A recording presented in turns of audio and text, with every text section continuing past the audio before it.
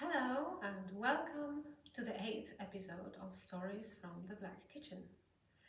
In today's episode we will talk about one of the songs that appear towards the end of John Dowland's second book of songs of Ayres from 1600. Let's have a look at the table of contents. A table of all the songs contained in this book. And let's go towards the end. Let's take the song number 20. Finding in fields my Sylvia all alone. Okay, let's go to song number 20. Which is 18. 20. Oh, but it says, Tosse Not My Soule. And there's a note. For finding in fields, he shall find a better ditty. It's interesting. I've never seen anything like it. Tosse Not My Soule is indeed the 20th song in the book. An unresolved editorial issue led to the substitution of the 20th song in the book, probably at the last minute. The table of songs, the table of contents, has probably been printed by then, or this may have been done deliberately in order to capture the reader's attention. A note, which we have just seen, for finding in fields you shall find a better ditty, informs the reader, searching for finding in fields my Sylvia alone, that a better song has been inserted in its place. The musicologists Lillian Ruff and Arnold Wilson suspect that this editorial decision may have been politically motivated, with Dowland himself exercising limited agency over the song's inclusion. And they write, the amorous or pastoral lyric was withdrawn and one with more political content substituted. One clearly not chosen by Dowland, for it does not fit the music comfortably. Indeed, the opening of the second stanza appears to resist the musical setting. Whether Dowland originally intended a different text for the same music remains unconfirmed. Thematically, however, Tosse Not My Soule continues the plea for clarity introduced in the preceding song in this book. This time the plea is directed toward a higher power. The harmonically open beginning strengthens the impression that deliberate intertextual references are being made. The speaker, the person in the text, appeals directly to his beloved. He says, "Oh, love," from whom he seeks final assurance. He begs for an end to the torment that tears at his soul. He's suspended between hope and fear. The rapture of her embrace or the depths of utter despair, either, he insists, would be preferable to this unbearable uncertainty. Tosse Not My Soule, the text, the song, can be read as a near-literal versification of the desire expressed by Robert Devereux, the second Earl of Essex, around the time this piece found its place in Dowland's book.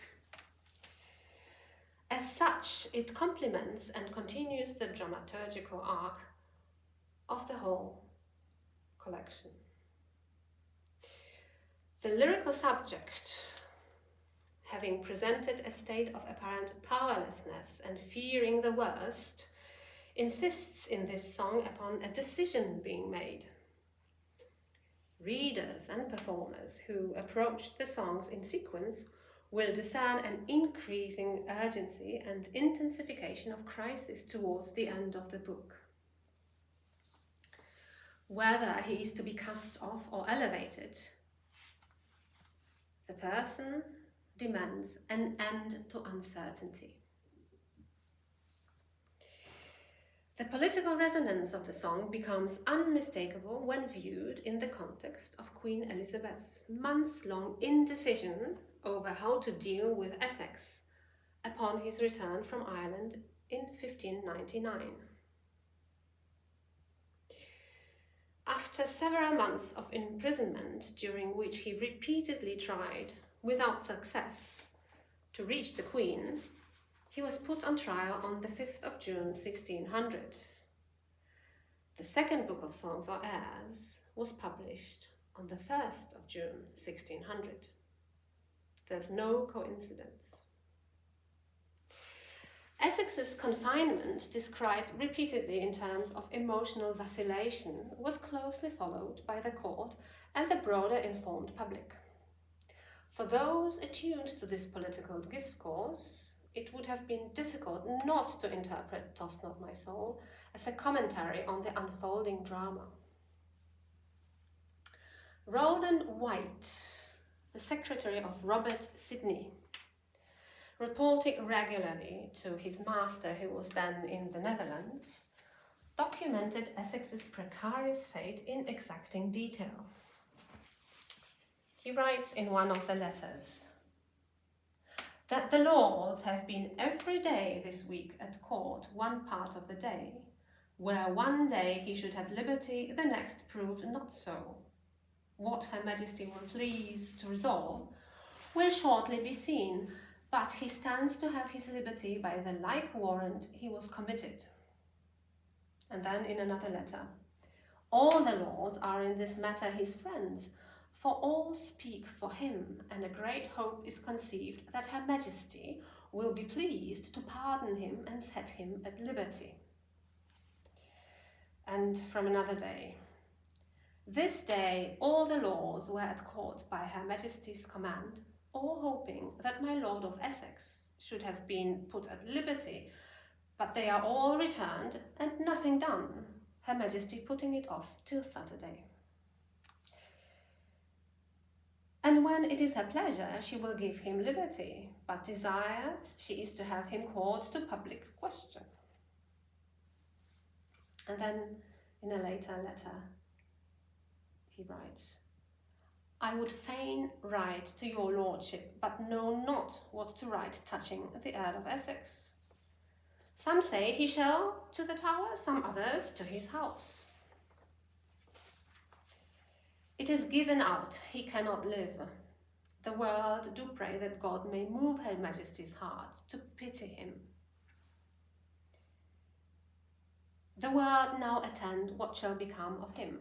Some verily believe he shall be brought to Star Chamber this term. And then in yet another letter, Essex should have been called to the Star Chamber, but how, by Her Majesty's own commandment, it was put off till another day. These letters capture the atmosphere of suspended judgment and political tension that Tosse Not My Soule so poignantly encapsulates. During the months of his imprisonment, Essex composed numerous letters which are referred to as submissive letters, which were attempts to reach the Queen. His letters convey a profound sense of desperation and an urgent desire to see her face once more.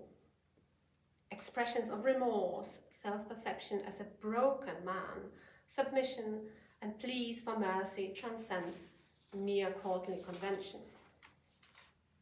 Essex was fighting for his life. It remains uncertain whether these ever reached Elizabeth. One such letter, dated the 12th of May 1600, I will read to you in its entirety. It reflects Essex's emotional state and resonates with the text of Tosse Not My Soule. Essex to the Queen. Before all letters written in this hand be banished, or he that sends this enjoin himself eternal silence, be pleased, I humbly beseech your Majesty, to read over these humble lines. At sundry times and by sundry messengers, I received these words as your Majesty's own, that you meant to correct and not to ruin, since which time, when I languished in 4-month sickness, forfeited almost all that I was able to engage, felt the very pangs of death upon me, and saw that poor reputation, whatsoever it was that I enjoyed hitherto, not suffered to die with me, but buried, and I alive. I yet kissed your Majesty's fair correcting hand, and was confident in your royal word, for I said to myself, between my ruin and my sovereign's favour there is no mean, and if she bestow favour again, she gives it with all things that in this world I either need or desire. But now, the length of my trouble and the continuance, or rather increase, of your Majesty's indignation have made all men so afraid of me, as my own poor state is not only ruined, but my kind friends and faithful servants are like to die in prison, because I cannot help myself with my own. Now, I do not only feel the weight of your Majesty's indignation, and am subject to the malicious insinuations that first envied me for my happiness in your favour, and now hate me out of custom, but as if I were thrown into a corner like a dead carcass, I am gnawed on and torn by the vilest and basest creatures upon earth. The prating tavern haunter speaks of me what he lists. The frantic libeller writes of me what he lists. Already they print me and make me speak to the world, and shortly they will play me in what forms they list upon the stage. The least of these is 1,000 times worse than death. But this is not the worst of my destiny, for your Majesty that hath mercy for all the world but me, that hath protected from scorn and infamy all to whom you ever avowed favour but Essex, and never repented you of any gracious assurance you have given till now. Your Majesty, I say, hath now, in this 8th month of my close imprisonment, as if you thought mine infirmities, beggary and infamy too little punishment, your Majesty hath rejected my letters and refused to hear of me, which to traitors you never did. What therefore remaineth of me?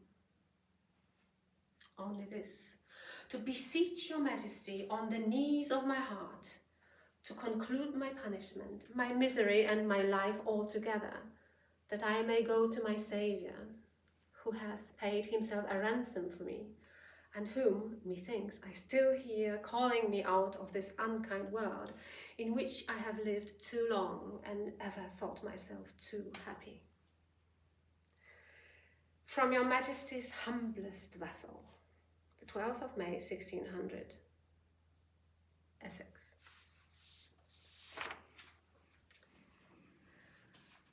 The song's emotional appeal, its language of pleading and resignation, and its potential allegorical readings all converge to render it a politically potent text, whether or not that was Dowland's original intention. And now, let's listen to the song. Tosse not my soul, O love twixt hope and fear. Show me some ground where I may firmly